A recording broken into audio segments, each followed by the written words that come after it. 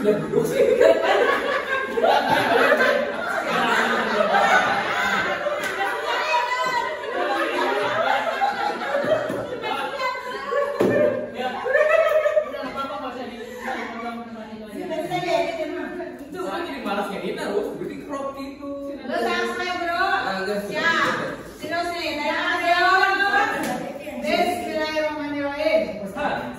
Bismillahirrahmanirrahim. Assalamualaikum warahmatullahi wabarakatuh. Waalaikumsalam warahmatullahi wabarakatuh.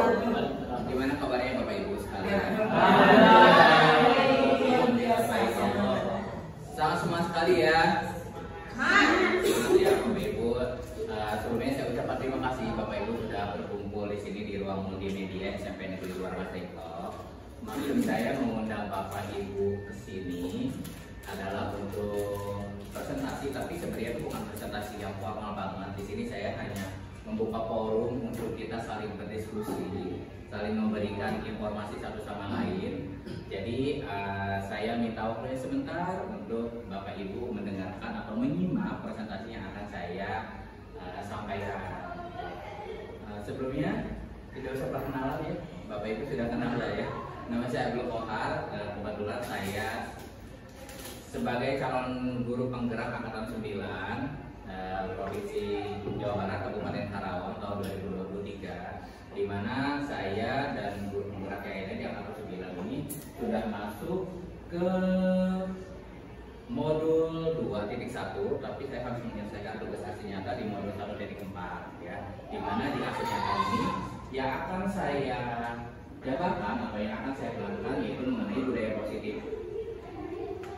Budaya positif itu menyebarkan pemahaman dan penerapan pengalaman budaya positif ya. Budaya positif, jadi intinya nanti di dalam ini Bapak Ibu sekalian akan mengetahui kira-kira kita tuh harus berbuat apa dan bersikap apa kepada teman sebaya kita, kepada rekan kerja kita, ataupun khususnya kepada siswa-siswi kita. Bisa dimulai ya Bapak Ibu? Untuk slide pertama yang akan kita bahas itu sekarang adalah mengenai konsep inti budaya positif. Ada beberapa poin mungkin Bapak Ibu bisa lihat. Mulai dari perubahan paradigma belajar, jadi akan bahas mengenai disiplin positif juga, nilai-nilai kebajikan, kebutuhan dasar manusia, motivasi perilaku manusia, posisi kontrol guru, keyakinan kelas, dan segi dan restitusi. Sebelumnya Bapak Ibu udah pernah dengar kalimat-kalimat ini, kata-kata ini? Belum.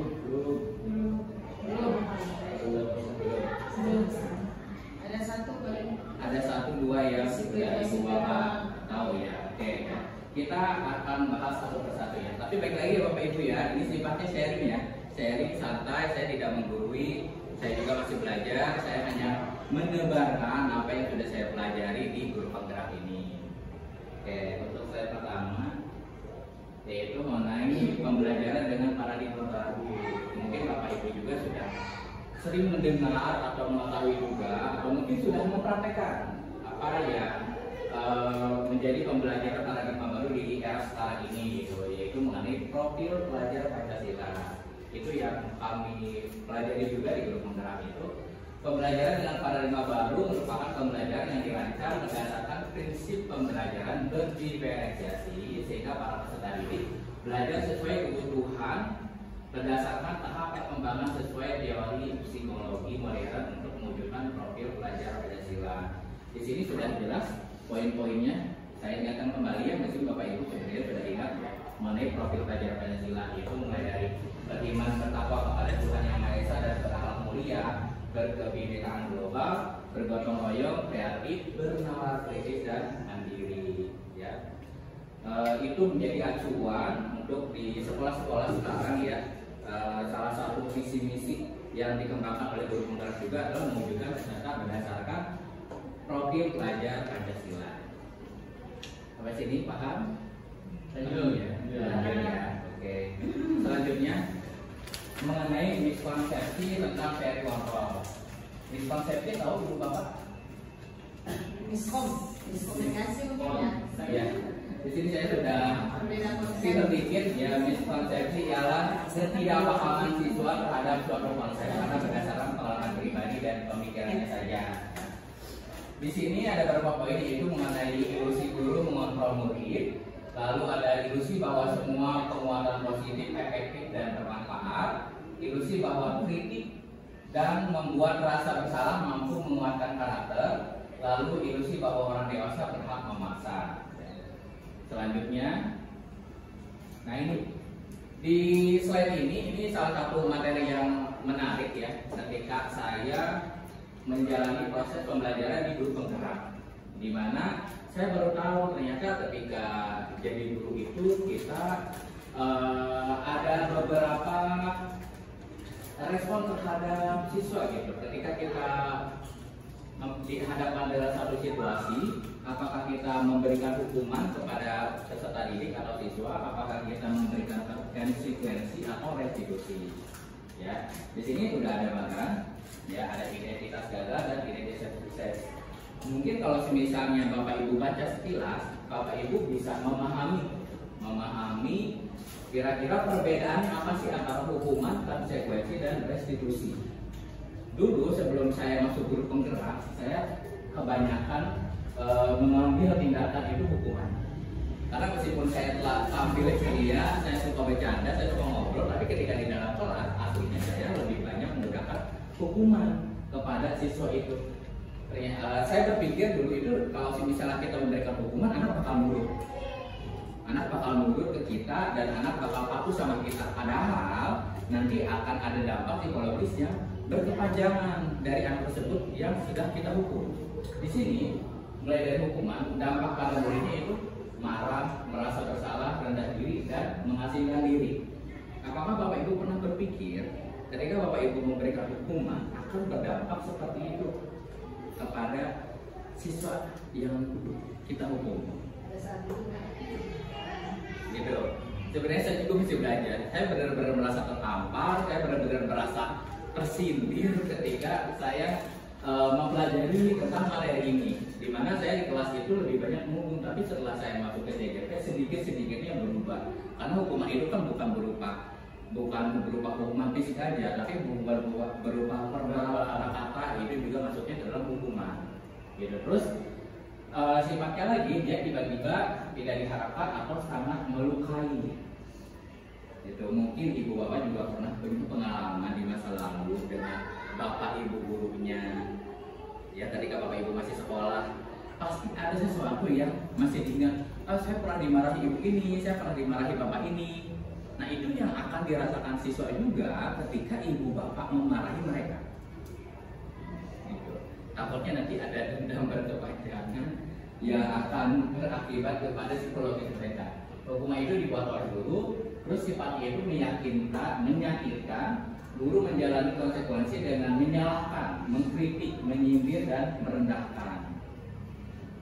Gitu. Kalau di guru penggerak itu benar-benar kita tuh diajarkan untuk berpihak kepada murid, berusaha kepada murid. Jadi kita harus mengutamakan murid, mengutamakan siswa dibanding kita. Jadi kalau misalnya kita hanya mengikuti ego kita saja, ya susah gitu. Siswa akan terus seperti itu gitu. Siswa akan menjadi generasi-generasi yang sebenarnya mereka itu tidak merdeka dan mereka itu tidak bebas dengan perlakuan dari kita.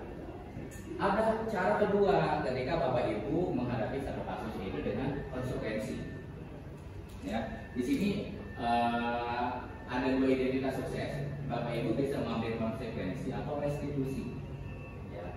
Kalau konsekuensi itu kehilangan hak, wajib jeda seorang diri atau penahanan. Terus sudah diketahui dan masuk akal, dibuat oleh guru dan murid dan anak.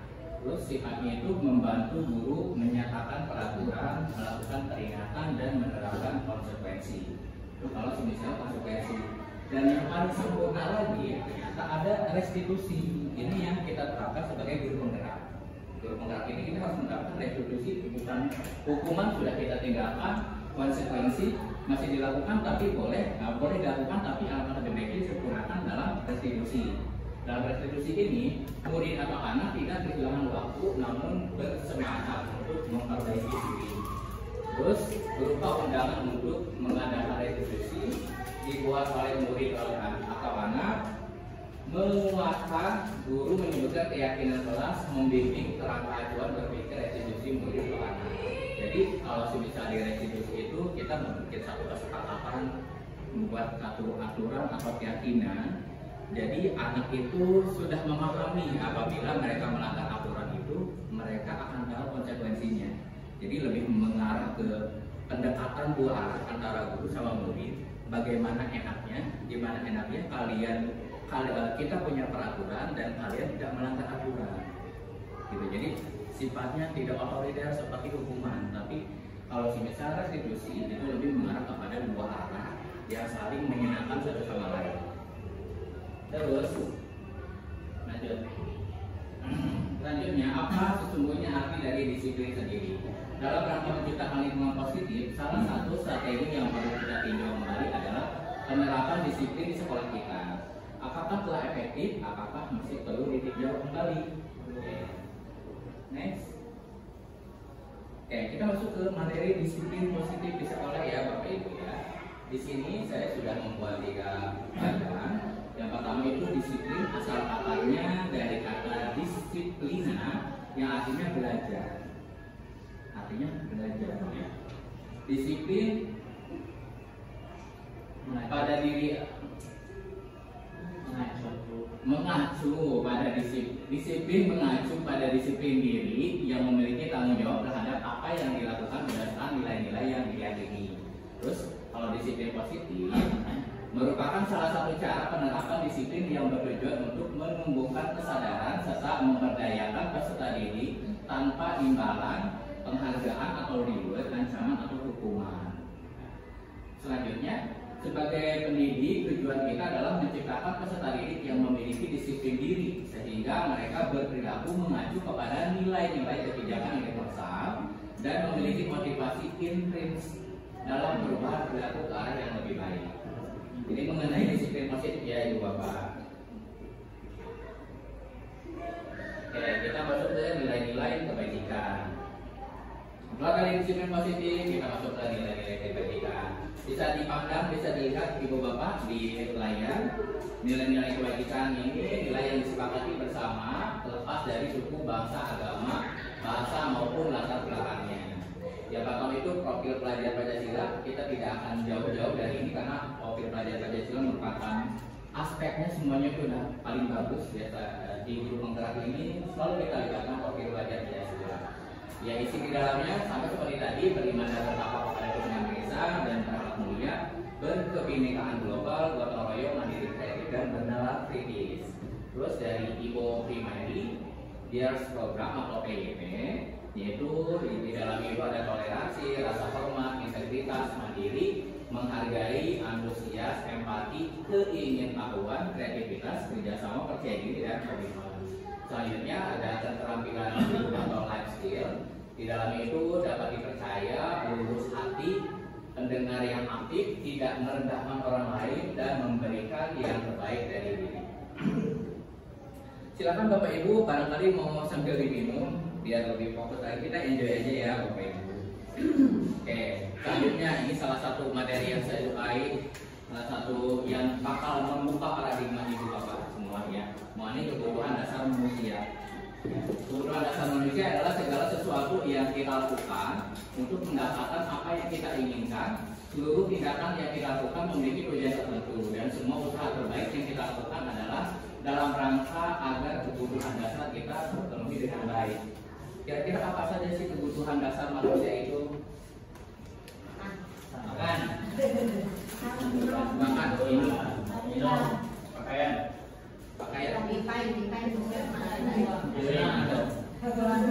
bisa kebebasan, kasih sayang, benar. Di sini sudah saya lengkapi semuanya ya, apa yang Ibu sebutkan tadi mulai dari sandang, pangan, papan, pendidikan, itu maksudnya ada 5 kebutuhan manusia. Di sini ada 5. Yang pertama bertahan hidup. Manusia pasti membutuhkan makanan, pasti membutuhkan pakaian, tempat tinggal, keamanan dan kesehatan. Itu maksudnya adalah bertahan hidup. Kebutuhan manusia dari bertahan hidup. Ya, manusia butuh makan. Bapak Ibu butuh makan. Betul.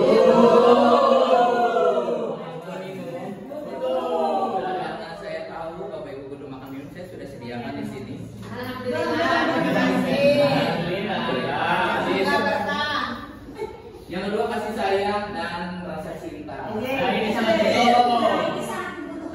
sangat dibutuhkan. Bapak Ibu sudah mendapatkan kasih sayang dan kasih cinta? Kurang. Ya. Ada yang lebih kurang lagi. Ada yang lebih kurang. Saya sudah selesai ya. Oke. Sebenarnya kalau membahas masa ini ya. Ini paling ramai ini. Paling ramai karena saya yakin ibu bapak sudah memenuhi semuanya ya. Saya kasih sayang dan cinta ya. Oke. Saya sedang mencari. Sudah ada Pak? Sudah ada. Insya Allah saya sudah mencari ke puncak gunung kemarin. Gunung Kudapi lautan seberang.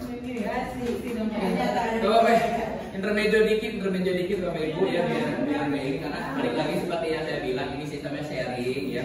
Saya bukan menggurui, saya bukan memberitahukan secara senior ke ibu bapak. Kasih sayang itu meliputi rasa diterima, dipedulikan, berbagi, kerjasama menjadi bagian dari kelompok gitu kan. Karena di sini calon guru penggerak, berarti ruang lingkup ini lebih dikhususkan ke dalam kebutuhan siswa ya, kebutuhan warga sekolah. Ketiga adalah penguasaan ya, penguasaan itu meliputi harga diri, keinginan untuk dianggap, memimpin, berprestasi, diakui dan didengar. Terus yang keempat adalah kebebasan. Kebebasan itu mencakup mandiri, memiliki pilihan, mencoba hal baru, mampu mengendalikan arah dirinya. Terus yang kelima adalah kesenangan. Oh ternyata kesenangan juga masuk ya dalam kebutuhan. Ibu bapak udah bisa hidup, udah punya kepercayaan, udah punya penguasaan, kebebasan, tapi tidak senang. Berarti kalau belum bisa mencakup 5 kebutuhan dasar manusia. Yang paling pelengkapnya adalah kesenangan. Ya. Di situ ada bermain, ada humor, ada antusiasme dan tertawa. Main game emang harus tertawa. Main game boleh ya main game. Main game maksudnya apa main game? Main game kesenangan. Kalau uang maksudnya kemana uang? Bertahan hidup. Kebutuhan. Bertahan hidup. Lebih penting kasih sayang atau bertahan hidup? Ibu bapak mampu bertahan hidup tanpa kasih sayang? Tidak. Mampu. Buktinya saya mampu. Saya mampu. Oh iya, saya dari orang tua. Masya Allah, luar biasa sekali. Makanya saya sangat senang sekali dan sangat antusias sekali ya ketika saya mengajak kebiasa. Kepada semua teman benar sekali Bu ya. Dan saya ke pasangan luar biasa sekali Bu Dina. Oh iya, silakan langsung ke Bu Ninja ya. Oke, jadi Bapak udah paham ya, ini ada 5 kebutuhan dasar manusia yang harus kita penuhi. Terkadang ketika kita merasa ada satu kekurangan, kita langsung mencari peralihan atau kita berontak atau kita mencari cara agar mendapatkan kebutuhan 5 kebutuhan dasar itu terpenuhi. Dan ini juga sama. Kalau misalnya kita kerucutkan lagi atau kita khususkan lagi ke dalam ruang lingkup kelas, ke dalam ruang lingkup sekolah, 5 faktor ini juga yang harus dipunyai oleh siswa. Ya, kalau misalnya ini sudah terpenuhi, saya yakin dalam satu kelas itu akan selalu kondusif. Mereka itu tidak akan membangkang, mereka itu bakal menurut, mereka itu bakal merasa mandiri dengan harus bersikap seperti apa gitu ketika ada guru, ketika tidak ada guru. Jadi kebutuhan dasar ini juga harus dimiliki oleh siswa dan ibu bapak harus memberikan semua kebutuhan dasar ini kepada siswa di dalam kelasnya.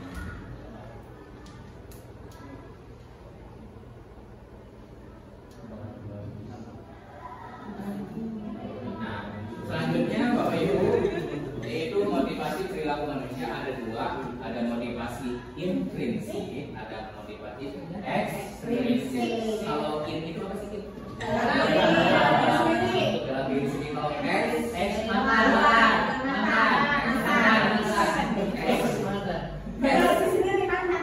iya gitu ya. Senang sekali ya Bapak Ibu, sangat pribadi Bapak Ibu tidak mengantuk ya, luar biasa karena udah minum-minuman yang segar gitu kan.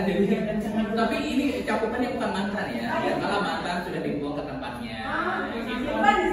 Disimpan. Disimpan sama dibuang beda ya. Kalau disimpan tadi bisa dibuka ya Pak Mufri. Bisa diambil lagi. Kalau dibuang udah dibuang.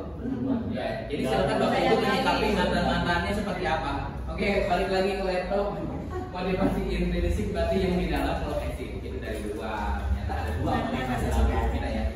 Motivasi intrinsik itu fungsinya untuk apa sih? Yang pertama itu untuk menjadi orang yang mereka inginkan dan menghadiri diri sendiri dengan nilai-nilai yang mereka percaya. Nah, kalau motivasi intrinsik itu ada dua. Yang pertama itu untuk mendapatkan imbalan atau penghargaan dari orang lain.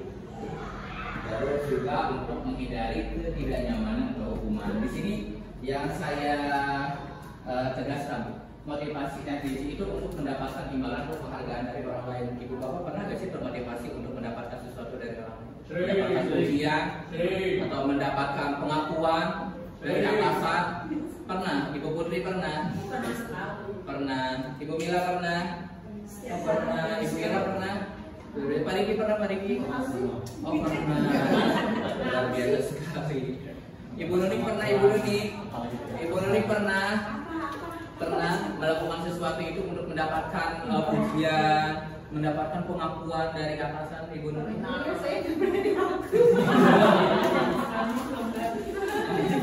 Saya senang ya diskusi ini, sambil diskusi ternyata saya bisa menggali curhatan-curhatan. Oh iya. Mungkin harus jadi CGP dulu kayaknya ya. Pencitraan. Jadi CGP dulu. Oh bisa. Tapi pencitraan untuk mendapatkan pengakuan kata Bu Mila. Jadi terkadang kita itu harus sedikit alay gitu ya. Jadi kita harus posting kegiatan kita apa. Istilahnya adalah mendapatkan budaya positif. Mendapatkan penghargaan mungkin gitu ya.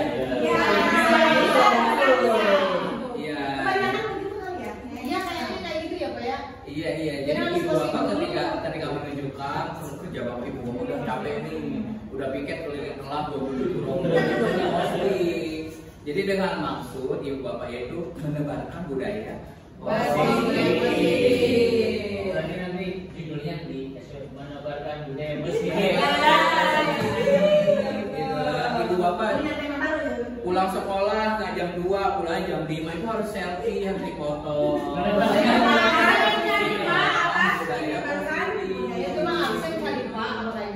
Oh itu.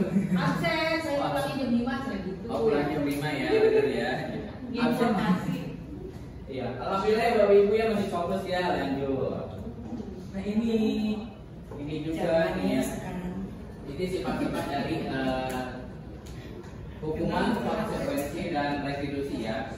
Ini sepintas tadi kita sudah membahas ya, mulai dari hukuman, tulisan yang merah ini yang bawah ya. Itu sifatnya di atas itu tidak terencana atau tidak dibangun, tidak tahu apa yang terjadi, tidak dilibatkan, bersifat satu arah. Karena biasanya kalau hukum itu tidak ada kesepakatan gitu terhadap apa yang sudah kesalahan yang sudah dilakukan oleh peserta didik gitu. Yang kedua itu berupa hukuman fisik atau psikis. Nah ini lucu. Ini penting. Kenapa? Karena boleh dikatakan jujur saya masih menerapkan sistem ini ketika di dalam kelas. Saya pengen sharing kepada ibu bapak masih menerapkan sistem hukuman nggak sih di dalam itu sebenarnya dari itu orang tidak akan melakukan kan zaman sekarang kalau kita berpikir restitusi mungkin untuk penekanan aja hukuman tersebut seperti dari penekanan aja ya. Jadi menurut dia ya ada penekanan hukuman itu. Oh jadi mungkin kalau Buya emang udah Buya sendiri udah meninggalkan hukuman fisik mungkin ya, fisik atau psikis itu dihilangkan ya, udah tidak ada. Mungkin tidak ada. Mungkin di sini untuk bukan berarti seorang guru itu berbicara keras itu merupakan suatu hukuman atau bukan suatu kekerasan verbal ya. Cuma di sini menunjukkan menekankan karena kita harus tahu dulu keadaan anak itu, karena seperti anak-anak sekarang ya harus 3 kali seperti ini. Anak-anak yuk kita duduk rapi. kali dan kita seperti kita kenal. Yang kedua, ayo kita duduk rapi 2 kali kan. 3 kali masih duduk kita butuh ada sedikit penekanan suara untuk supaya mereka dalam duduk rapi itu masih bisa di. Kalau menurut saya itu masih bisa kita. Oke.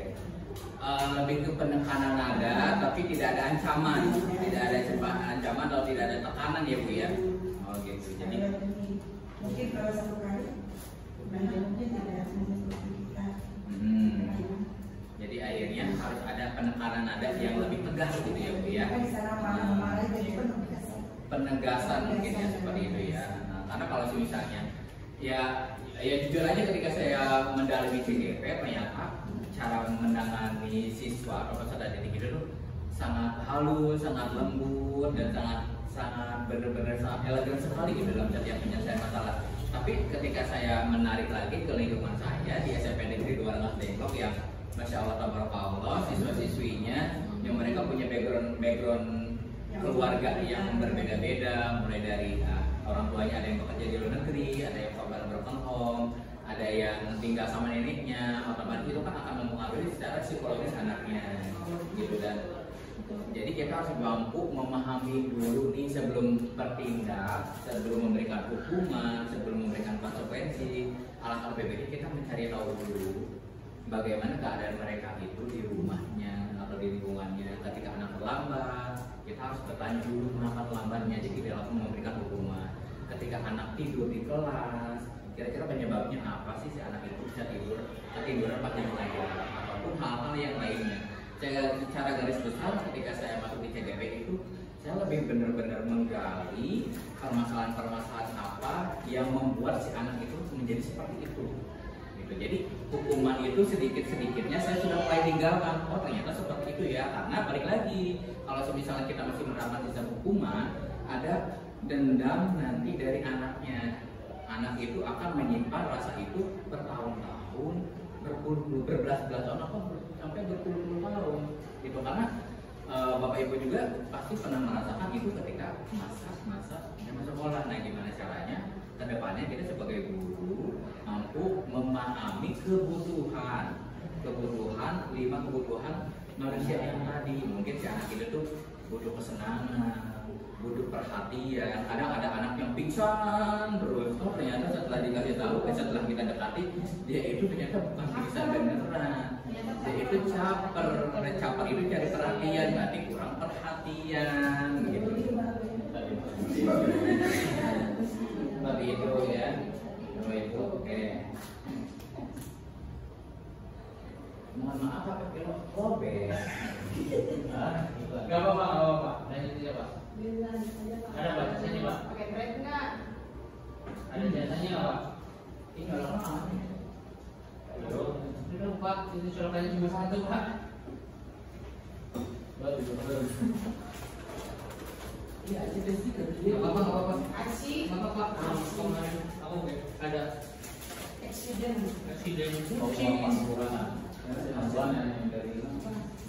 Tapi harus mandi dulu ya. Itu nggak tahu nyala. Nggak tahu. Apa kan saya nyalain?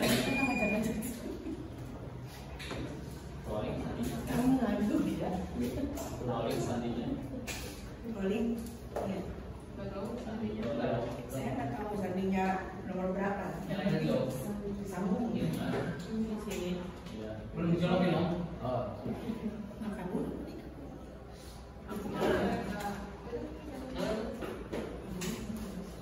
Udah ya, ini nggak bener nih. Yang mas, ininya. Oh, 9. Nah, itu nyala nggak ya? Nyalain dulu Pak. Apa? Tapi ini nyala. Ini nyalain dulu.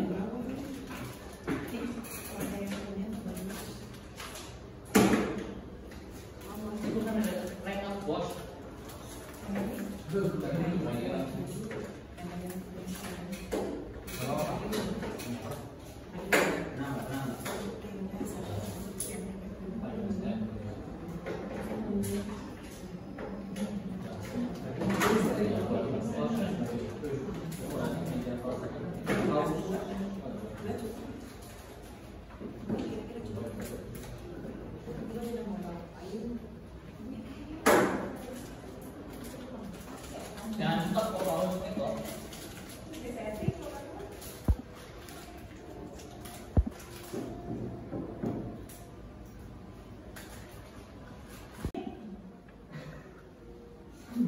Oke Bapak Ibu, mohon maaf ya, tadi ada gangguan teknis. Biasa dalam setiap acara itu ada aja satu dua hambatannya, tapi insya Allah nanti bisa lebih baik lagi ya. Nah, kita sekarang lanjut lagi ke slide berikutnya. Dan ini juga salah satu slide yang membuat saya terpukul sebagai guru, karena saya di sini posisinya itu masih di posisi rawan terhadap hukuman kepada anak ya.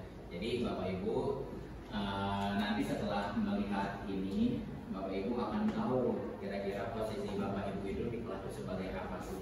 Apakah sebagai hukum, membuat merasa bersalah, teman, manajer, atau pemantau atau manajer? Sekilas sebelum kita membahas ke sana. Ibu bapak berada di posisi mana sih ketika di kelas itu? Jujur ya, jujur ya. Pembuat rasa bersalah. Pembuat rasa bersalah. Oh teman. Jadi seperti itu bahasanya yang digunakan bahasa teman. Ibu Nijah cantik yang mana? Ada pemantau, manajer akan menjadi teman. Pemantau luar biasa. Ibu Nijah sebenarnya materinya udah dikuasai ya di sini ya. Itu tergantung mood atau gimana? Aku bisa bedain. Oh moodnya Ibu Nijah itu sekarang jadi teman aja deh.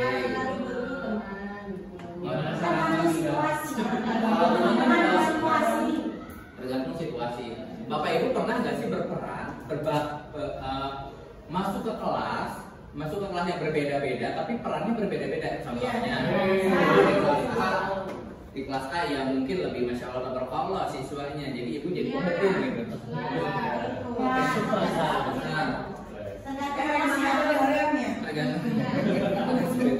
Oke. Saya sedang melakukan komunikasi seperti ini ya, jadi ibu bapak belajarin, jadi menceritakan apa yang bapak ibu rasakan gitu kan. Oke. Kira-kira di sini di posisi guru penggerak ini kan posisi yang paling ideal itu ya ketika kita berperan sebagai guru di kelas itu kita menjadi seorang manajer. Kira-kira nih saya nanya kepada ibu bapak ya, bisa nggak ibu bapak menerapkan posisi manajer di semua kelas yang bapak ibu ajar? Tidak. Bedanya kan sekarang tergantung kelasnya. Beda kelas beda penerapan. Oh jadi kalau misal ibu nih mengajar di kelas 7A, ibu dari awal sudah masuk sebagai pembuat rasa bersalah. Itu selama 1 tahun bakal seperti itu? Apa ada perubahan nantinya?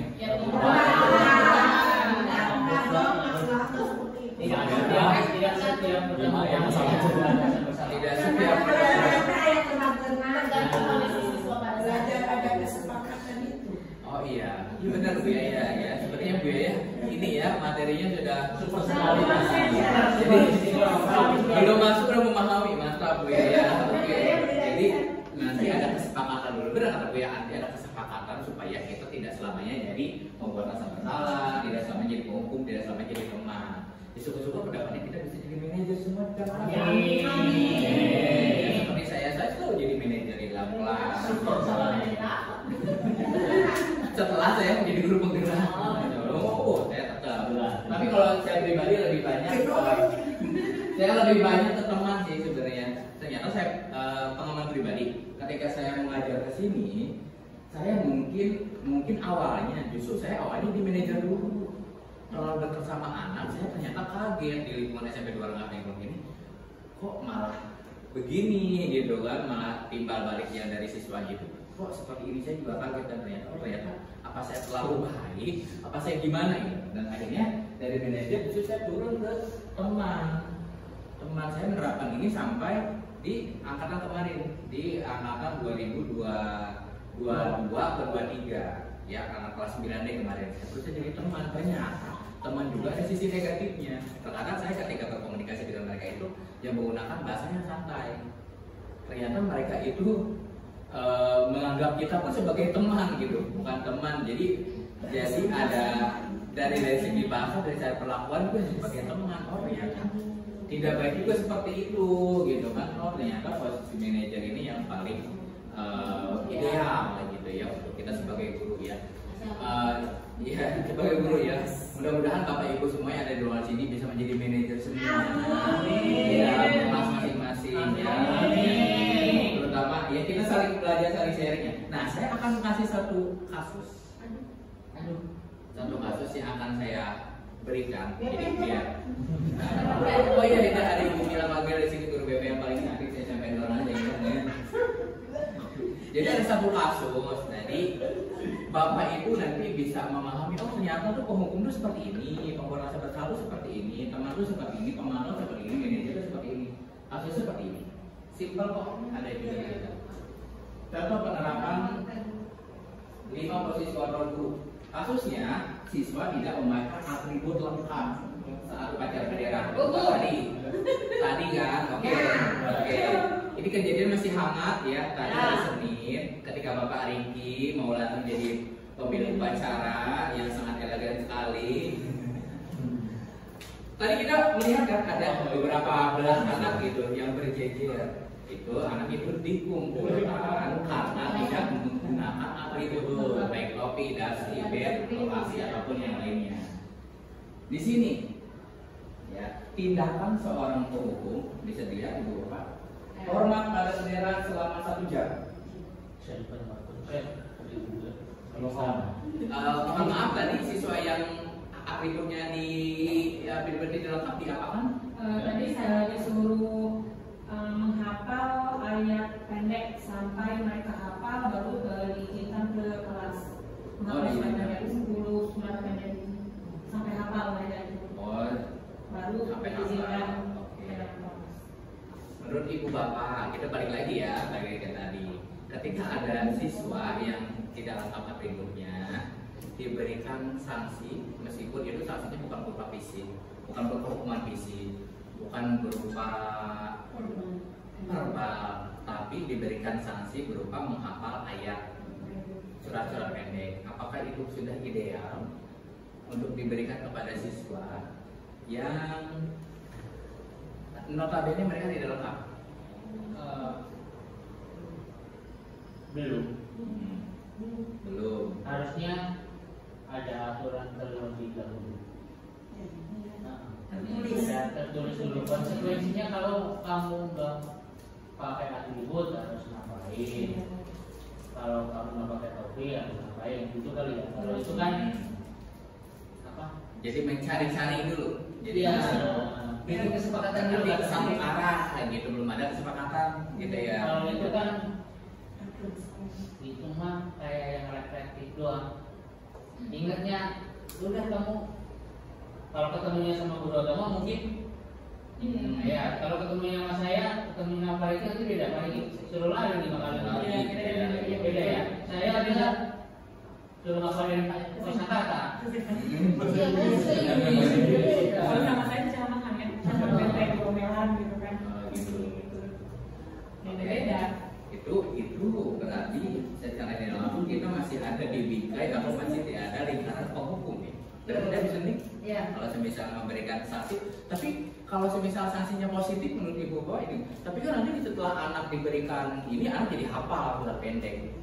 Menurut Ibu Suni gimana? Kalau boleh izin menyampaikan, kalau di sini kan dia anak tuh tidak menggunakan atribut. Sebenarnya lebih kepada kita tanya dulu kenapa ya seperti itu ya.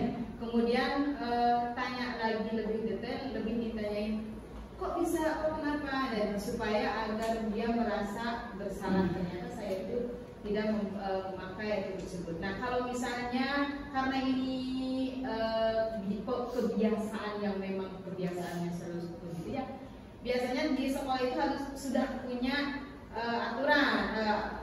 peraturan sekolah. Ketika tidak memakai atribut dia dipisahkan. Mungkin bisa jadi dipisahkannya pada saat upacara ataupun dipisahkan setelah upacara dikumpulkan lagi. Tapi hanya diberi bukan SP ya, maksudnya kita selalu diberikan peringatan. Kalau bisa mungkin ada catatan, jadi ketahuan anak ini kelas ini sering sudah berapa kali. Kalau sudah 3 kali atau lebih, barulah kita eksekusi. Maksudnya di eksekusi itu berilah hukuman yang sesuai. Jadi ketika nanti minggu depan dia tidak pakai lagi, itu tergantung kesepakatannya apa, mungkin seperti itu. Menurut saya berarti di sini kalau memang masalah atribut ini kan sesuai dengan peraturan sekolah. Ya. Nah berarti peraturan sekolah. Nah, sekarang kalau gini, kalau dalam CGP dengan peraturan sekolah dan dengan penanganan seperti apa? Contohnya dulu pernah SMP 2 itu ada peraturan ada disebut dengan poin. Tidak memakai ini poinnya 2, yang tidak memakai ini poinnya 3, yang poin ini nanti berarti dalam 1 minggu dia berapa poin, nanti sanksinya apa? Dari SP1, SP2, dan sampai istilahnya kan dikeluarkan atau apa eksekusinya kan gitu. Ya berarti di situ kita kembali lagi ke kalau memang sudah diingatkan, seperti yang Bu tadi, berarti dikembali kepada peraturan sekolah yang mengatur seperti apa yang sudah tertulis, yang sudah memang aturan yang harus kita jalankan, gitu. Karena kita bukannya bebas, kan aturan yang namanya aturan kan harus ada hati dan untuk dilanggar mungkin nggak boleh ya. Nggak boleh.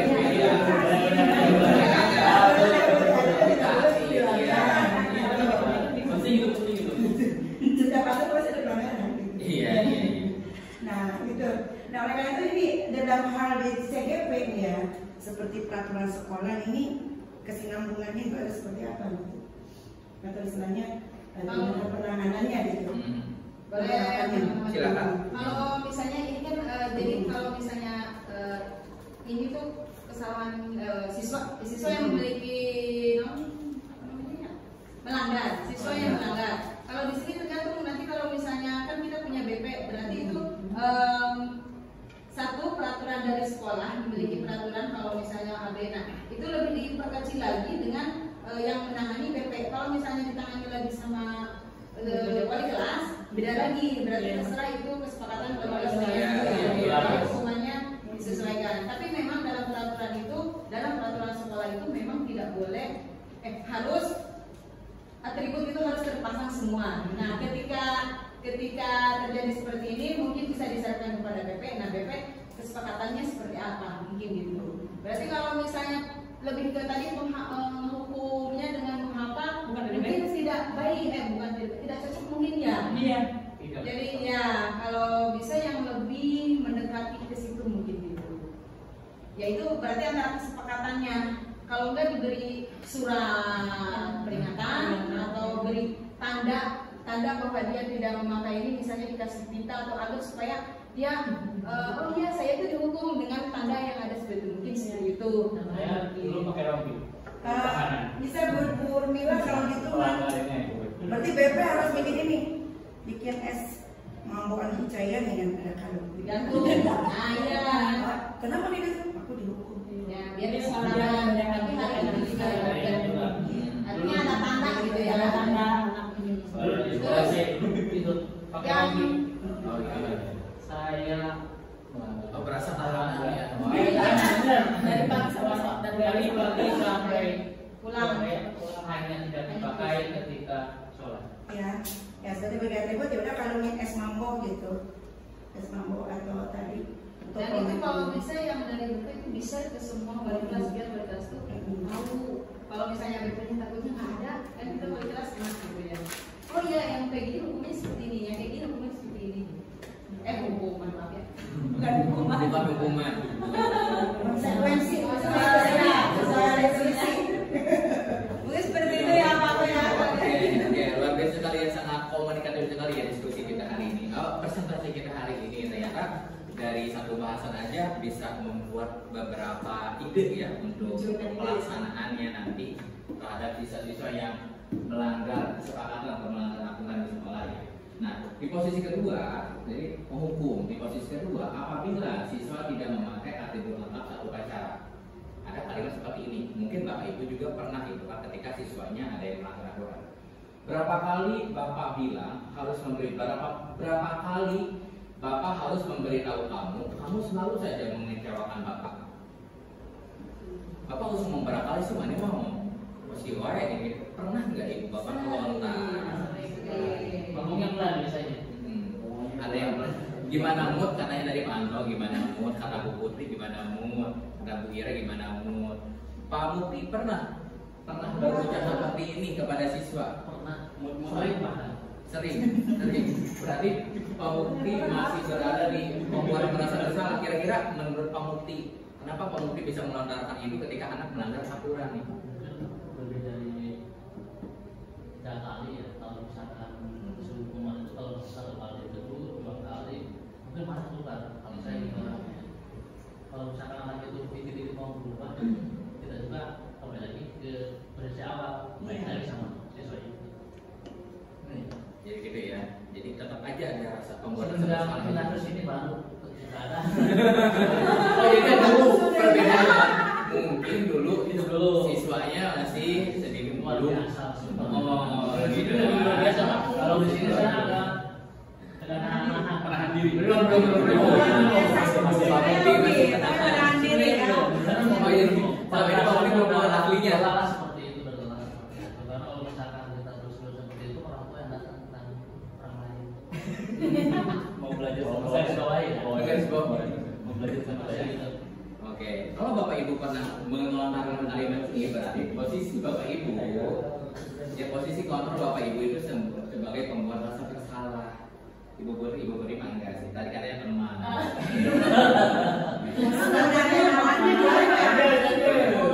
Jadi di sini bakal ibu bapak bakal tahu oh ternyata posisi kontrol aku tuh sebagai ini. Ya, jadi ada satu kasus ringan, tapi nanti bisa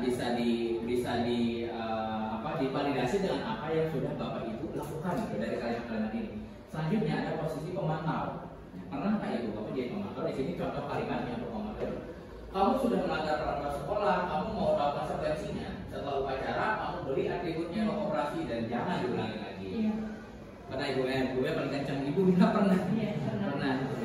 Berarti posisi Ibu Mila ini pemantau. Gitu. Kira-kira ketika Ibu Mila memberikan melontarkan kalimat itu atas dasar apa dan pengennya seperti apa sih si siswa ini? Ya, atas dasar karena kan itu anak melanggar tata tertib kan, tidak lengkap memakai topi, dasi, pokoknya kalian beli ke koperasi. Tapi anak ada jawabannya, bu tidak punya uang, ibu belum ada uang. Kalau yang punya uang sok beli ke koperasi, kalau belum ada uang nanti besok lagi kalian catat aja anak-anak. Tapi pas hari berikutnya, apa orang saya udah beli. Oh jadi ada laporannya ketika sudah gitu sudah ini gitu. Bapak Ibu yang lain pernah nggak menjadi ada di posisi pemantau ketika ada anaknya yang nggak punya dasi atau nggak punya topi atau tidak bawa sesuatu yang melanggar peraturan, Ibu Bapak menyuruh atau menyarankan kamu beli aja, kamu beli ya, pokoknya Bapak nggak mau tahu, pokoknya besok udah harus ada. Ibu Putri pernah? Misalkan dia nggak punya kayak buku gitu, kita bisa semua ya. Kalau ini sebut pemantau nggak? Kalau istilahnya kita marahin anak ya, apa istilahnya ikut anak, kita udah semuanya terus kita nggak membiarkan sudah keluar gitu kan. Tapi kita setelah kita penindawan gitu ya sebenarnya itu kita panggil lagi, kita rayu lagi itu anak. Nah kita udah jangan sampai kita tadi ada muncul rasa dendam kan. Nah kemudian kita rayu lagi di tempat yang berbeda, kita panggil, kita arahkan ke anak, ya istilahnya oh itu salah yang kamu lakukan itu, kamu itu selesai yang salah berarti kita berubah. Nah nanti besok hari tolong nanti kamu harus berubah ya, besok hari harus berubah dengan hari itu kesalahannya harus berubah. Itu disebut oleh masih ya silakan. Kalau menurut saya itu lebih ke teman, karena dengan bahasanya face to face itu lebih ke teman gitu. Jadi supaya apa namanya lebih dekat, jadi mendekatkan diri kan lagi gitu. Kalau mungkin kalau memantau ada sisi memantaunya, tapi dari hal bertanya ketika tindakan yang tadi ditanyakan itu ditanyakan lagi mungkin itu pemantaunya. Tapi kalau untuk bahasa yang ngobrol face-to-face itu lebih ke teman, karena lebih friendly maksudnya itu sahabat. Iya kan tadi dari rasa dendam tadi kadang-kadang kita marah ke orang langsung culeos gitu kan. Jadi kita nggak rayu lagi sehingga akan muncul rasa ketidaknyamanan dan ketidakenakan. Ini dulu gimana sih saya kemarin gitu, saya malu di mana seperti itu kan. Nah mungkin dirayu kembali. Sebenarnya bisa jadi dua posisi, jadi kalau kata saya bisa jadi pemantau dulu, lalu dia beralih ke manajer.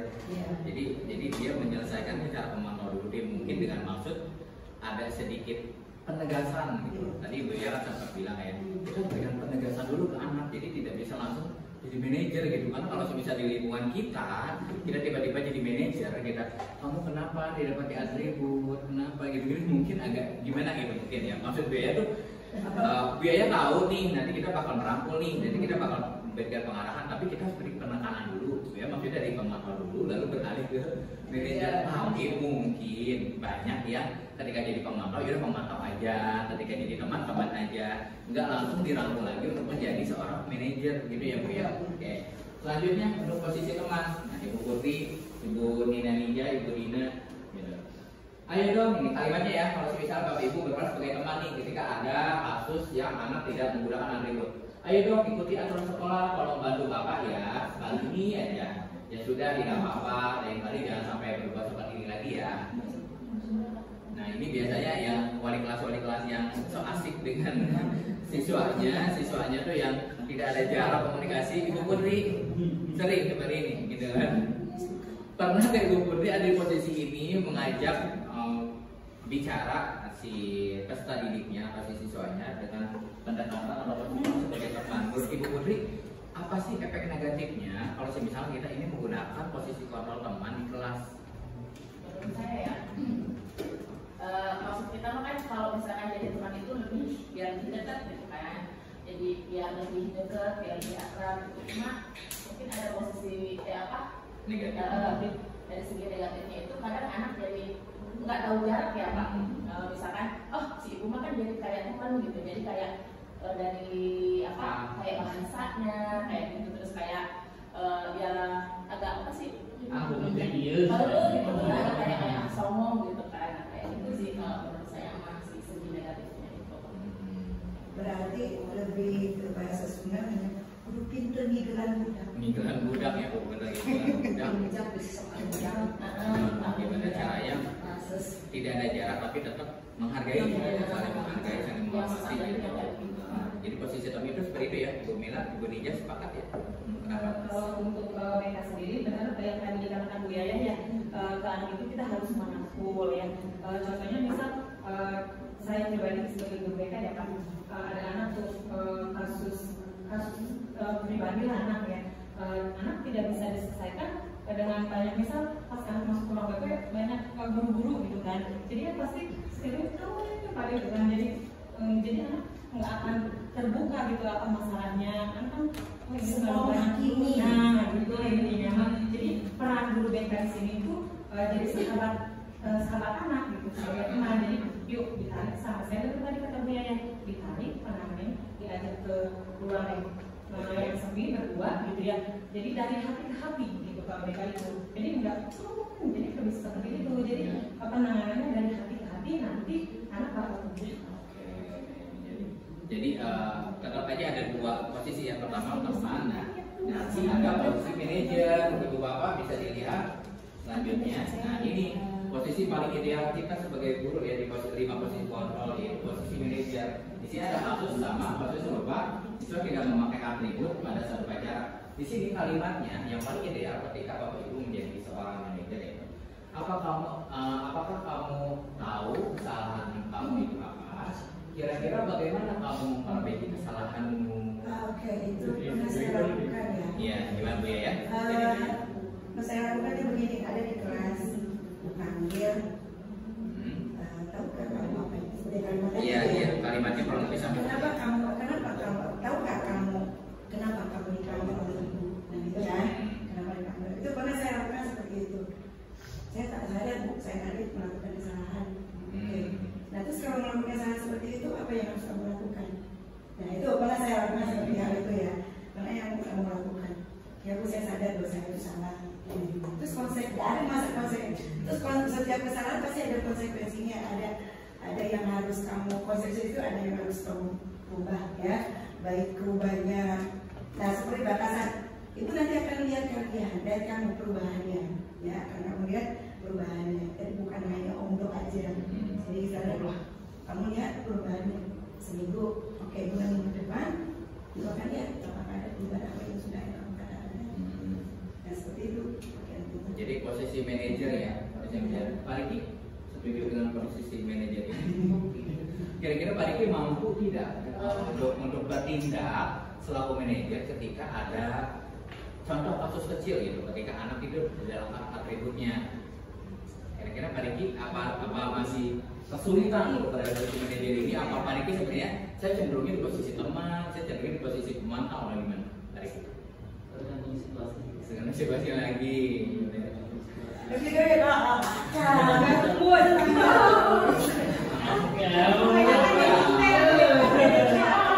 Tadi gini, gimana? Saya nanti mau nanya sama Pak Riki sama Pak Mugni, ini kan dua guru yang satu guru PAI, satu guru PJOK. Bagaimana? Apakah kalau misalnya PJOK itu dicalonkan dulu? Apakah kalau misalnya PJOK langsung dikasih?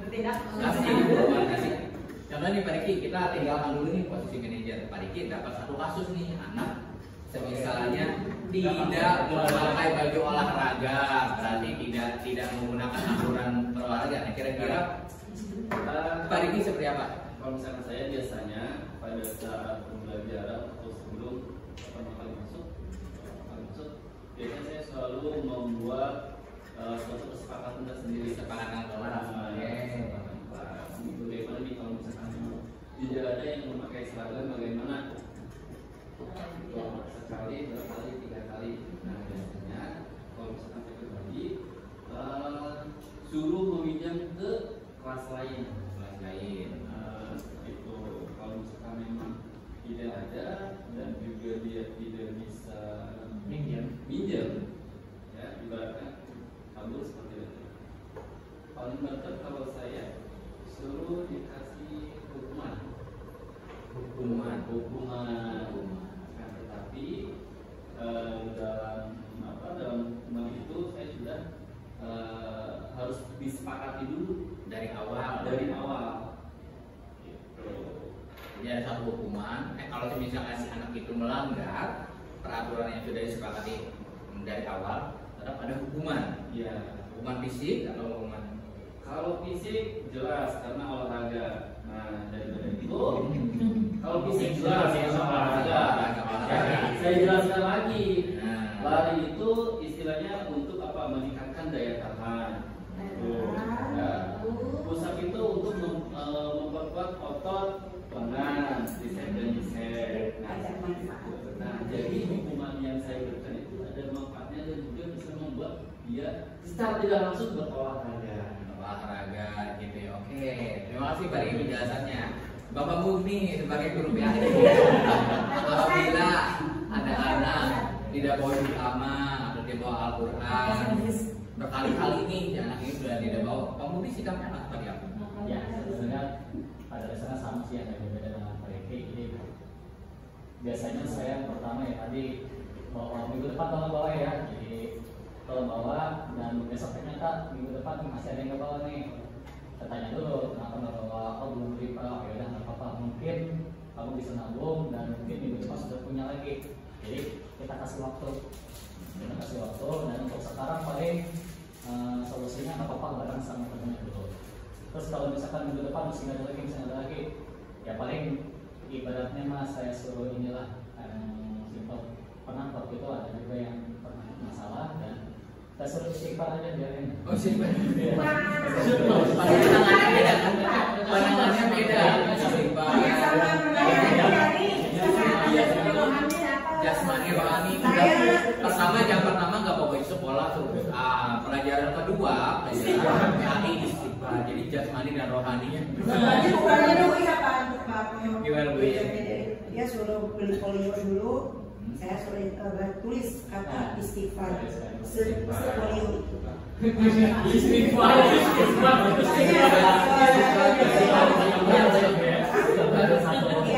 Satu nanti kamu harus satu lembar itu harus saja baca istighfar.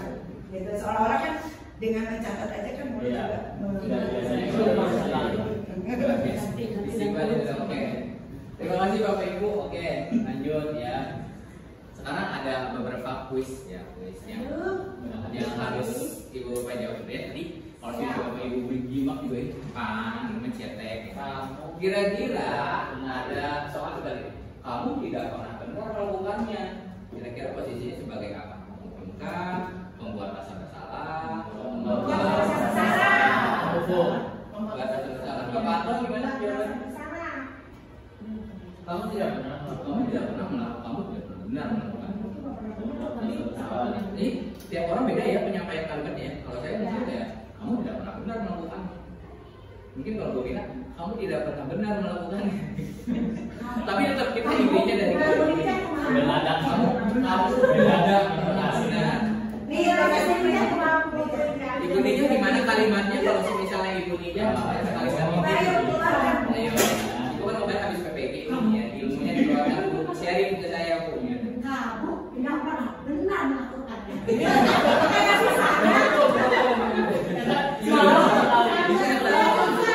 Kombinasi antara penghukum dan pembuat rasa bersalah sebenarnya ada dua ya. Kalimat pembuat rasa bersalah, nadanya ada penghukum. Luar biasa sekali Bu Nija. Langsung cocok nih Ibu FTP. Ini boleh Pak. Jadi ini jawabannya apa? Posisi kontrolnya apa? Terus apa rencanamu untuk menyelesaikan masalah ini? Manajer. Apa rencana kamu? Apa rencana kamu untuk menyelesaikan? Apa rencana kamu untuk menyelesaikan masalah ini? Apa rencana kamu? Ya Allah direkam. Bertanya.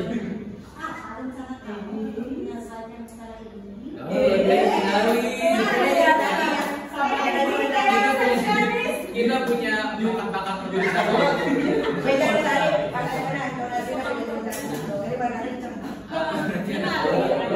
Jadi kita sepakati di posisi apa Ibu Bapak? Jadi kita menanyakan gitu kan. Jadi menanyakan dengan nada yang lemah lembut. Jadi tidak ada penekanan atau tidak ada nada ancaman ya di posisi manajer ini. Selanjutnya, ayolah lakukan demi ya. Apa? Ibu dia kepala dari SPD, kenapa Ibu menjawab teman pada pertanyaan ini? Soalnya sering sih aku lakuin kayak gitu di kelas.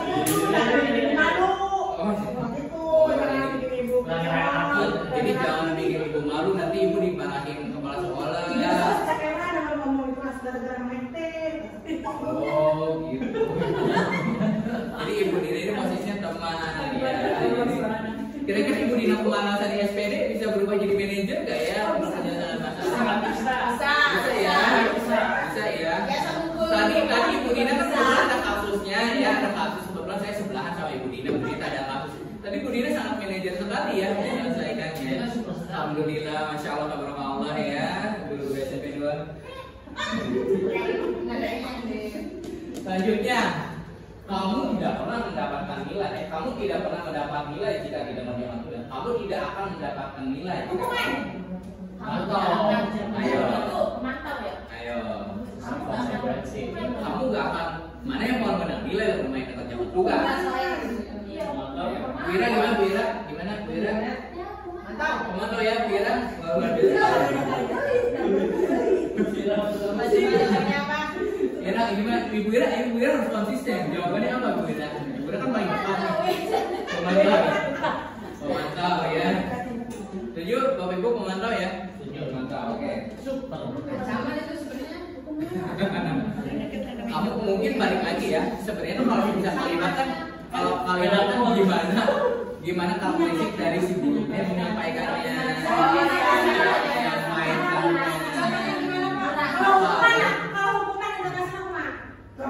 Kalau ancaman tadi kayak gimana Pak?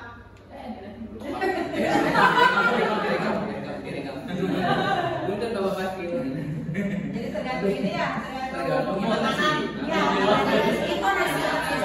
Ya, mudah-mudahan siswa-siswi kita mengetahui karakteristik dari Bapak Ibu. Kalau Ibu Nija kan dengan nada yang tinggi. Beliau kan sudah biasa tinggal di Bogor yang jauh. Luar biasa. Memahami, oh Ibu Nija itu seperti ini, Ibu Nija seperti ini, Pak Mukti, Bu Ira. Oke, nah ini kita balik lagi setelah Ibu Bapak menyadari, oh ternyata posisi orang aku sebagai ini. Nah, kalau adanya keyakinan kelas. Keyakinan kelas, apakah Ibu Bapak sudah membuat keyakinan kelas di kelasnya masing-masing? Sudah? Apakah sudah ada aturan-aturan tertentu yang tidak boleh dilanggar atau yang harus dilakukan oleh pesertanya? Sudah ya, luar biasa sekali, masya Allah. Pembentukan keyakinan kelas ya ini beberapa penjelasan itu bersifat abstrak berupa pernyataan diri merasa dibuat dalam pernyataan positif sedikit saja agar mudah diingat ya, gak usah banyak-banyak, penting diingat gitu kan. Terus sedikit sesuai dengan kondisi kelas dan sekolah sehingga mudah diterapkan. Terus semua warga sekolah atau warga kelas dilibatkan saat membuat keyakinan kelas ya. Biasanya kan kalau misalnya saya mengajar kelas-kelas itu ada peraturan-peraturan yang tertulis gitu di whiteboard atau di papan yang kecil gitu. Saya yakin ibu bapak itu udah membuat itu dari awal pembelajaran ya. Jadi secara langsung bapak ibu sudah membuat keyakinan kelas. Terus di sini ada beberapa penjelasan mengenai keyakinan kelas ya.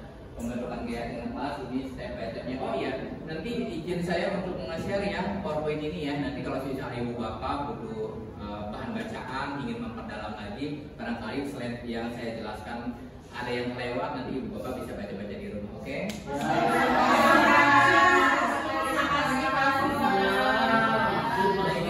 Menyebarkan budaya positif ya? Iya, menyebarkan budaya positif. Ini segitiga seperti ya. Kita akan membahas bagaimana sih cara menjadi seorang manajer. Tadi kan Bapak Ibu, oh ternyata posisi yang paling ideal itu meskipun masih belum terlaksana, meskipun masih ada di tapi Ibu Bapak sudah ingin menjadi manajer di kelasnya, bukan menjadi seorang penghukum, bukan menjadi pembuat kesalahan teman ataupun pemantau, tapi kalau saya jadi pengen jadi manajer, gimana caranya ketika kita jadi manajer kita menyelesaikan masalah siswa yang kita hadapi. Ternyata ternyata ada 3 cara untuk menyelesaikan masalah secara ideal ya ketika Bapak Ibu berada di posisi manajer. Yang pertama adalah menstabilkan identitas, yang kedua validasi tindakan yang salah, ketiga keyakinan. Sampai agak-agak ngobrol ya Ibu Bapak ya. Kenapa? Nih, menstabilkan identitas ya. Berdasarkan prinsip pembuat rasa bersalah adalah bagian dari proses pengajaran. Ibu bapak, kalau bisa ada kasus, kalau misalnya yang ibu hadapi satu kasus yang akan ibu bapak perankan sebagai manajer, mungkin kalimat-kalimatnya contoh ketika kalimatnya ada seperti ini. Berbuat salah itu wajar. Jadi ada anak nih berbuat salah tadi, ya contohnya kayak anak timur yang hilang. Anak-anak berbuat salah itu wajar. Bapak juga pernah berbuat salah. Jadi ingat ya, yang berbuat salah itu bukan hanya siswa aja, kita juga pernah berbuat salah. Jadi jangan pernah menyudutkan siswa itu bahwa siswa itu aja yang salah. Kita menganggap salah. Jadi harus menyadarkan dulu berbuat salah itu wajar. Contoh kalimat yang lain, tidak ada manusia yang sempurna. Kesempurnaan itu milik Anda bukan. Iya, tidak sempurna. Yang ketiga, Bapak tidak mau mencari siapa yang salah, tapi Bapak ingin mencari solusi dari permasalahan ini. Gimana caranya? Solusinya ya supaya anak itu tidak supaya anak itu memakai atribut. Terus yang ketiga, kamu berhak merasa begitu, gitu kan? Ini kalimat-kalimat untuk menstabilkan identitas ya. Jadi ketika ada kasus nih, anak itu langsung jangan diinterogasi, jangan langsung disalahkan, jangan diapakan, harus seperti yang Bu Yanti jelaskan harus ditenangkan dulu. Moodnya harus dibaguskan dulu. Nanti setelah itu baru dia komunikasi. Jadi harus jadi dulu ya, harus jadi jangan kesana, tidak boleh. Selanjutnya validasi tindakan yang salah berdasarkan prinsip setiap perilaku berupaya memenuhi suatu kebutuhan tertentu. Ini kalimat-kalimatnya nih ya, validasi tadi pasti. Kamu pasti punya alasan mengapa melakukan itu. Contohnya sedikit ya, ada anak yang tidur. Kamu kenapa? Kamu pasti punya alasan mengapa si anak itu ke toilet mulu pas pelajaran, izin mulu ke toilet, izin mulu cuci muka. Nah, ini kita harus tahu apakah anak itu bosan dengan pelajaran kita, apakah anak itu cari perhatian atau apa gitu. Terus padahal kamu bisa ya melakukan yang lebih buruk lagi dari ini. Jadi meskipun si anak itu sudah melakukan kesalahan, kita ibaratkan lagi bahwa kesalahan yang dia perbuat itu masih kecil. Sebenarnya dia tuh bisa berbuat yang lebih ini, tapi kesalahan yang dia lakukan itu tidak sebesar kesalahan-kesalahan yang lain. Jadi kita jangan menciutkan anak itu ketika anak itu melakukan kesalahan. Terus kamu patut bangga karena telah melindungi sesuatu yang penting bagi buatmu. Terus kamu melakukan karena memperhatikan sesuatu yang penting bagi kamu. Jadi itu masuknya ke dalam validasi tindakan yang salah. Selanjutnya setelah divalidasi gimana Bapak Ibu? Menanyakan keyakinan. Ya, menanyakan keyakinan. Berdasarkan prinsip Eric Carle bahwa pada dasarnya kita termotivasi secara intrinsik. Contohnya, apa keyakinan kelas kita? Keyakinan kelas itu tadi seperti yang Pak Riki bilang sudah ada dari awal. Ya, keyakinan kelas itu sudah terbentuk dari awal. Jadi kalau misalnya anak itu melanggar, kita ingatkan lagi nih anak itu keyakinan kelas apa yang sudah dia langgar, nilai-nilai apa yang telah disepakati bersama, gitu. Seperti apa gambaran sebuah kelas yang ideal menurut kamu ingin menjadi orang seperti apa. Nah itu merupakan pertanyaan dari menanyakan keyakinan. Contoh penerapannya Bapak Ibu,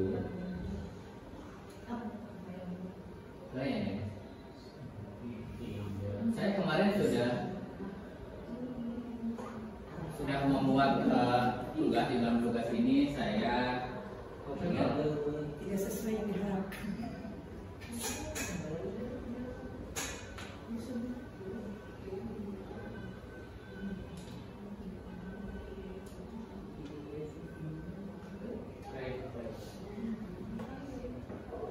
Terima kasih ya Allah. Gelas ini guys, ini lagi nih.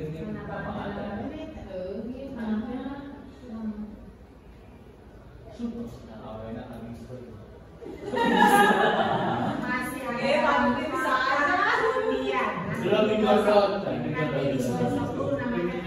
Kasih dapat install lagi.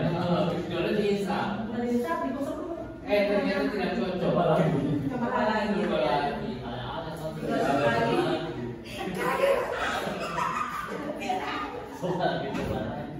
Warnanya terjadi. Oh itu muncul sih. Udah tadi bacanya terima kasih.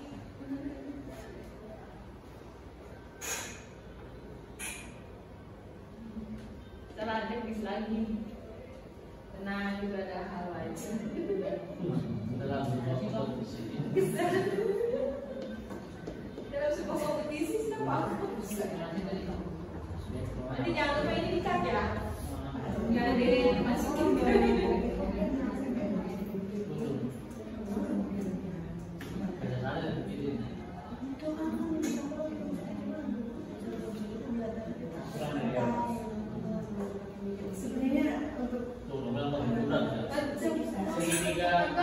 Bapak Ibu, saya kemarin sudah ada tugas demonstrasi kontekstual di mana saya memperagakan ya bagaimana ketika saya menghadapi satu kasus yang banyak terjadi di SMP 2. Saya mengambil kasus yang ringan-ringan saja gitu kan. Salah satunya adalah kasus di mana si anak ini datang terlambat. Ada juga kasus dua anak yang menyontek, jadi kasus terlambat dan kasus menyontek itu. Di sini saya memperagakan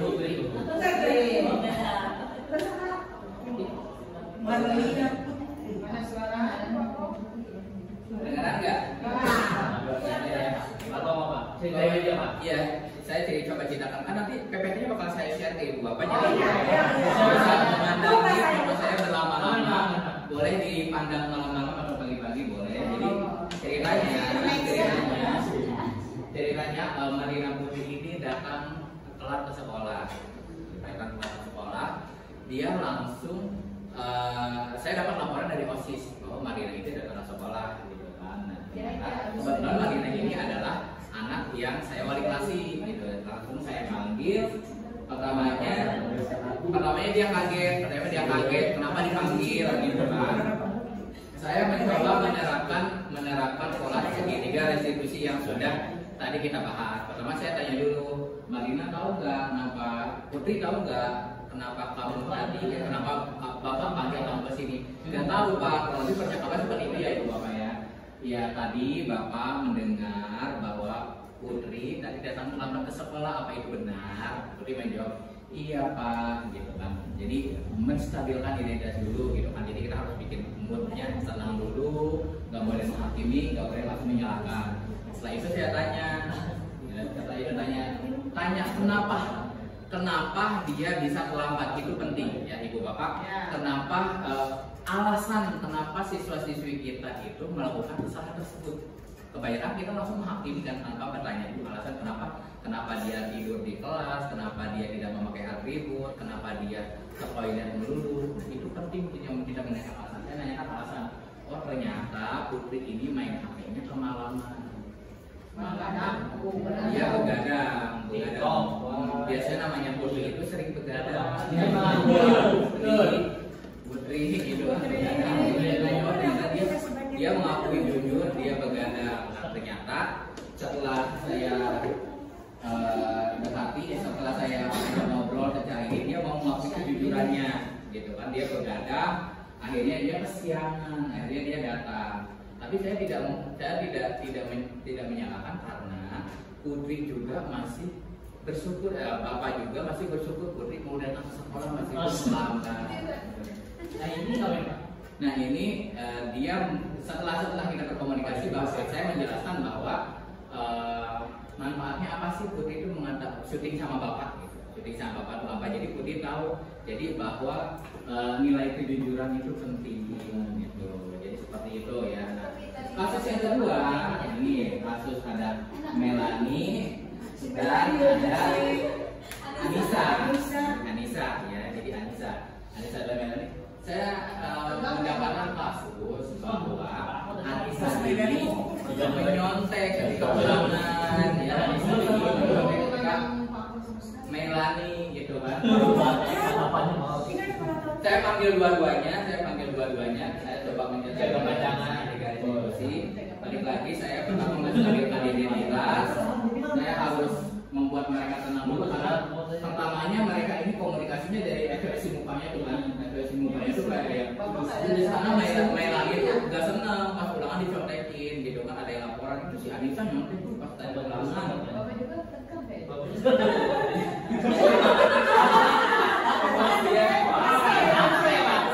Saya lupa video ini tidak diedit. Dan ini aslinya saya sudah diedit. Mungkin bisa ditutup nanti ibu. Jadi pertama menstabilkan identitas dulu, terus saya nanya ke Anissa, kenapa Anissa mencontek ketika ulangan tadi? Ternyata Anissa itu nggak sempat belajar. Sama perihal yang permasalahannya Asika main HP sampai malam ketiduran, jadi dia nggak belajar. Karena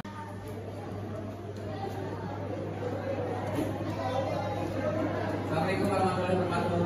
Waalaikumsalam warahmatullahi wabarakatuh. Gimana kabarnya anak-anak 8M? Baik, sehat semua ya. Sehat. Oke, anak-anakku sebelum masuk ke pembelajaran ada satu hal yang ingin Bapak sampaikan mengenai keyakinan kelas. Sebelumnya kalian sudah pernah mendengar tentang keyakinan kelas? Oh, ada yang sudah, ada yang belum ya. Bapak jelaskan dulu.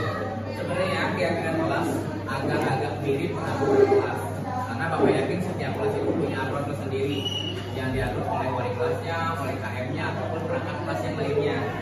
Ya, kalau keyakinan kelas ini sifatnya positif, beda dengan peraturan. Kalau peraturan itu ada konotasi ke arah negatifnya karena dibuat berdasarkan kalau misalnya aturan dibuat itu nanti ada sanksinya, jadi akan membuat siswa-siswinya itu merasa ada rasa ketakutan ataupun ada rasa takut melakukan kesalahan. Tapi kalau misalnya keyakinan kelas ini sifatnya positif. Perbedaannya antara peraturan kelas dan keyakinan kelas. Kalau peraturan kelas, contohnya apakah di kelas 8F ini boleh banyak sampah? Boleh banyak sampah berserakan, boleh nggak? Tidak boleh. Dan di kelas 8F ini ada satu aturan, dilarang membuang sampah sembarangan atau jangan membuang sampah sembarangan. Nah itu peraturan kelas. Kalau misalnya kalian bikin keyakinan kelas, itu dirubah kalimatnya, dirubah kata-katanya, jadi tidak ada kata atau tidak ada kalimat perintah. Kalau misalnya Bapak bikin peraturan kelas, dilarang buang sampah sembarangan di dalam kelas. Kalau keyakinan kelasnya seperti apa? Keyakinan kelasnya jagalah kebersihan. Nah, kalau sekarang Bapak tanya, lebih enak lebih enak. Dilarang buang sampah sembarangan di kelas 8F. Atau enggak anak-anak kelas 8F, jagalah kebersihan kelas kalian. Lebih enak mana? Nah, itu bedanya peraturan dan keyakinan kelas ya. Jadi di peraturan itu tidak, di keyakinan kelas itu tidak boleh menggunakan istilah atau kata yang mengandung konotasi negatif atau kata perintah. Fungsinya untuk apa? Jadi biar kalian menyadari, meyakini, oh aku udah punya keyakinan, aku akan menjaga kebersihan, aku akan menjaga ucapan, aku akan menghargai orang lain. Sini kan masih banyak ya, koyok-koyok kolor, masih kayaknya kayak saling koyokan, warna kulit, bentuk tubuh, ya masih ada seperti itu. Artinya kalian belum bisa menghargai satu sama lain. Bahkan ada mungkin di peraturannya jangan membuli, dilarang membuli, nggak boleh membuli.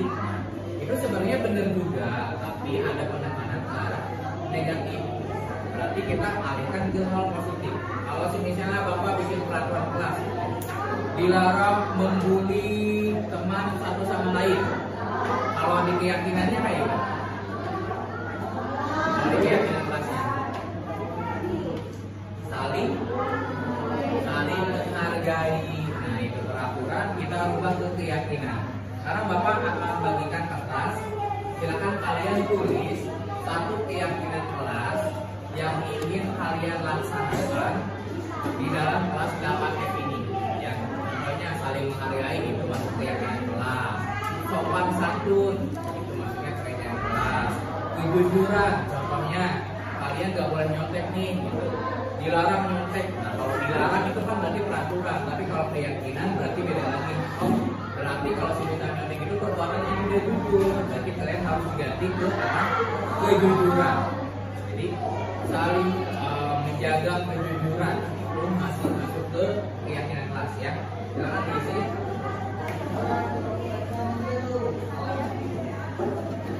Tulis satu keyakinan kelas yang ingin kalian capai, yang ingin kalian terapkan di kelas 8F ini ya.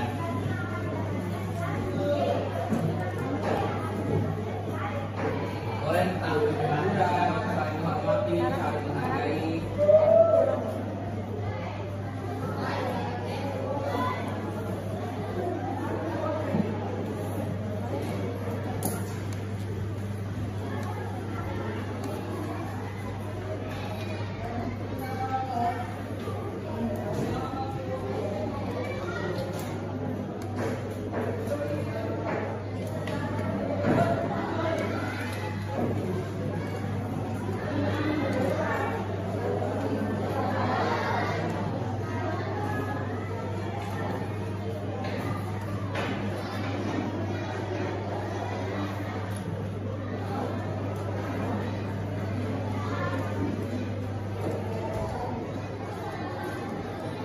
Satu keyakinan kelas yang ingin kalian capai, yang sudah kalian yakini bahwa itu adalah perbuatan positif, perbuatan yang baik untuk diri kalian dan orang lain.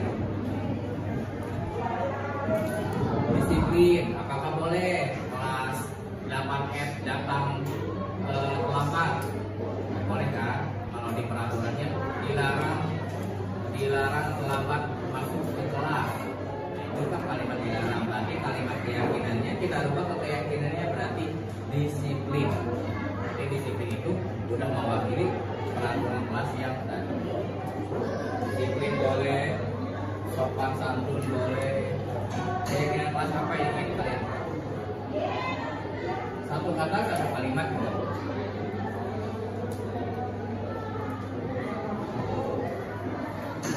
Ya kalau udah kumpulin, nanti Bapak baca dan kita sepakati keyakinan kelas untuk kelas 8F ini apa.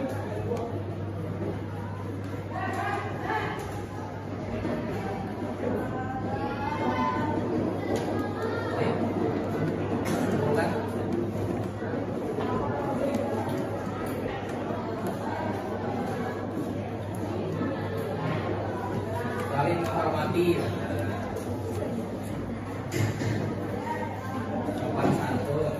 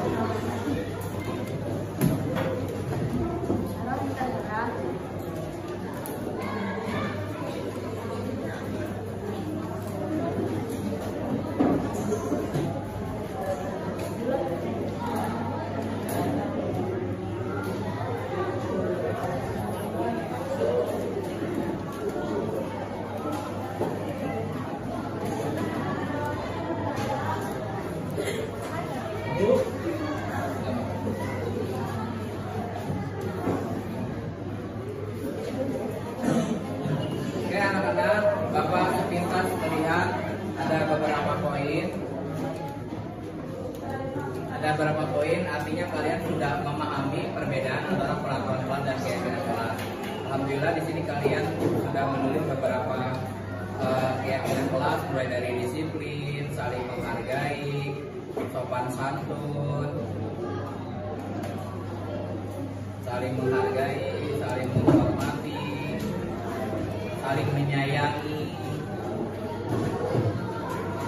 menjaga kebersihan. Oke, Bapak harap apa yang kalian tulis ini kalian bisa terapkan di kelas 8. Oke ya, karena kalau bisa kalian menjalannya dengan hati, tidak ada penekanan, tidak ada aturan yang mendesak kalian, insya Allah kalian akan menjadinya dengan damai, dengan aman, dan akan tercipta ruang lingkup belajar yang kondusif ya. Apakah kalian mau menerapkan ini di kelas?